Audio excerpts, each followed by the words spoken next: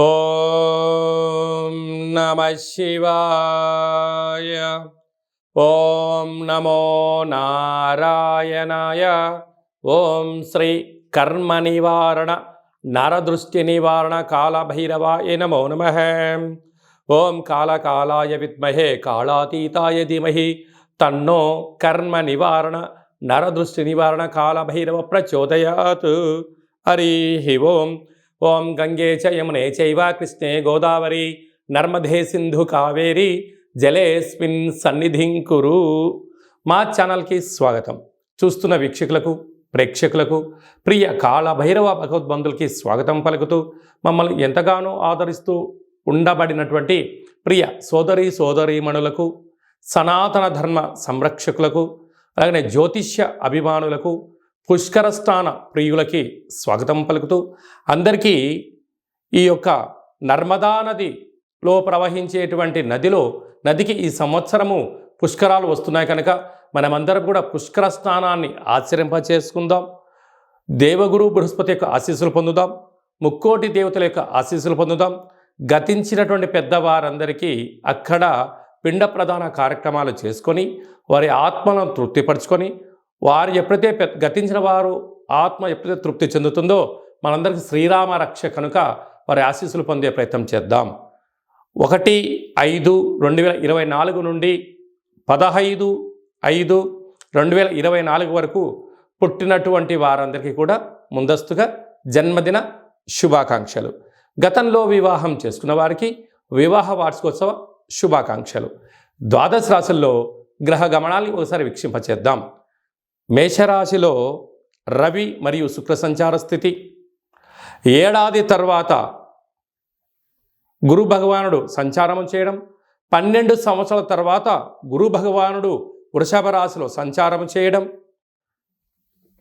కన్యరాశిలో కేతు సంచార స్థితి, కుంభరాశిలో శనిచర స్వామివారు స్వక్షేత్ర సంచార స్థితి, మీనరాశిలో కుజుడు బుధుడు రాహు సంచార స్థితితో ద్వాదశ రాశుల్లో గ్రహ గమనాలు ఈ విధంగా ఉన్నాయి.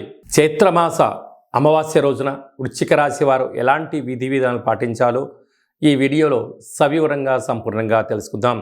వృశ్చిక రాశిలో ఏ నక్షత్రాలు వస్తాయనగా విశాఖ నక్షత్రంలోని చివరి పదం 4వ పాదము, అనురాధ నక్షత్రంలోని 4 పాదాలు, జ్యేష్ఠ నక్షత్రంలో 4 పాదాలు కలిపితే వృశ్చిక రాశి.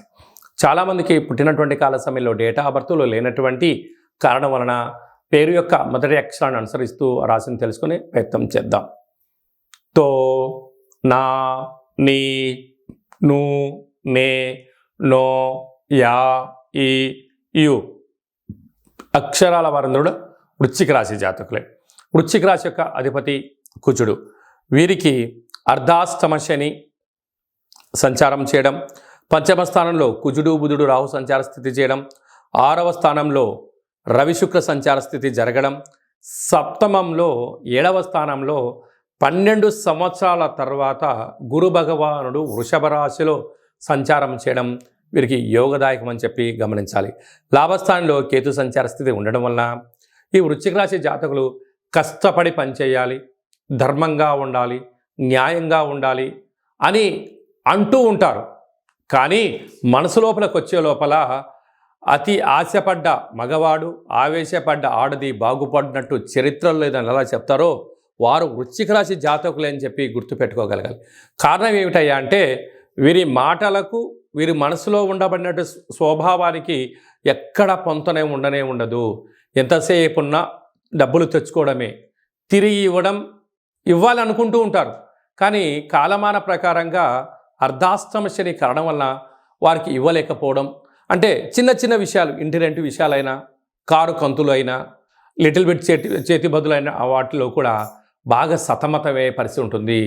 అంటే వీరు చూడడానికేమో అరే మాటలు చాలా బాగా చెప్తున్నారండి, వీళ్ళు చాలా ధర్మాత్ములండి, వీళ్ళు గుణవంతులండి అన్న విధంగా జనాలను భ్రమలో పెడుతుంటారు. కానీ వాటిని ఆచరింప చేయడానికి సమయాన్ని మీరు కరెక్ట్గా వాడుకోగలిగితే మిమ్మల్ని మించిన అదృష్టవంతులు ఎవరు లేరు. అంటే బద్ధకానికి ఒక్కొక్కసారి కేంద్ర బిందువులు ఈ వృశ్చిక రాశి జాతకులే. చూద్దాం, చేద్దాం, జరగదా, నేను సాధించలేనా, నేనేమన్నా చేయలేనా అని చెప్పి కాలం మీద భారం వేసి నెట్టుకుపోయేవారు ఎవరయ్యా అంటే వృశ్చిక రాశి జాతకులే ఉండగలగాలి. కనుక ఈ 12 ఏళ్ల తర్వాత సప్తమంలో గురువు శత్రుస్థానంలో సంచారం చేయడం వలన తొందరపాటు నిర్ణయాలు కానీ, మాటలు వాగ్దానం చేయడం కానీ, ప్రామిసరీ నోట్లు ఇవ్వడం కానీ, చెక్కులు ఎవరికి పడితే వారికి దానం అంటే కమిట్మెంట్ లాంటివి ఇవ్వకుండా ఉండి ధర్మంగా ఉన్న దాంట్లోనే తృప్తిపడి జీవనాన్ని పొందగలిగితే స్థిరచరాస్తులు మీ సొంతమవుతాయి. అలాగా స్వయం వృత్తులు, సేవారంగాలు, గృహ భవన నిర్మాణ కార్యక్రమం చేసేటువంటి వారు, అలాగనే నీటి వ్యాపారస్తులు, హోటల్ వ్యాపారస్తులు ఎంతో జాగ్రత్త ఉండాలి సుమా.